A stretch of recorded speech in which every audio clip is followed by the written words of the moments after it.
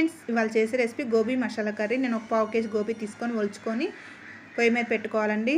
గోబీ మునిగే వరకు వాటర్ పోసుకొని కొంచెం పసుపు సాల్ట్ వేసుకొని కొంచెం నీళ్లు తెరలే వరకు ఉడికించుకుంటే సరిపోద్దండి. వాటిని వడకట్టి పక్కన పెట్టుకోవాలి. ఇప్పుడు బాండీ పెట్టుకొని ఆయిల్ వేసుకొని పోపు దినుసులు, ఎండుమిరపకాయలు, ఒక పెద్ద కప్పు ఉల్లిపాయలు, పచ్చిమిర్చి, కరివేపాకు వేసుకొని వేయించుకున్నాక అవి బాగా వేగాక కొంచెం అల్లం పేస్ట్ వేసుకొని వేయించుకున్నాక ఇప్పుడు 4 టమాటాలు సన్నగా కట్ చేసుకొని వేయించుకోవాలండి. ఇప్పుడు గోబీని అలా వడకట్టి పక్కన పెట్టుకోవాలి. ఇప్పుడు రుచికి సరిపడా సాల్ట్, కారం వేసుకోవాలి. టమాటాలు బాగా మెత్తగా ఉడికాక వేసుకోవాలండి. కొంచెం ధనియాల పొడి వేసుకోవాలి.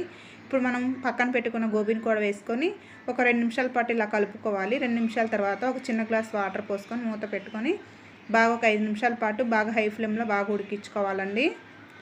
మనకి చక్కగా ఇలా కూర రెడీ అయిపోయింది. మూత తీసి చూసుకుంటే కొంచెం కొబ్బరి తురుము, కొంచెం కస్తూరి మేతి వేసుకొని మళ్ళీ మూత పెట్టుకొని 2 నిమిషాల పాటు బాగా దగ్గరగా ఉడికించుకోవాలండి. ఇలా చేసుకోండి. గోబీ మసాలా కర్రీ చాలా బాగుంటుంది. మీకు నచ్చితే ట్రై చేయండి. Thank you.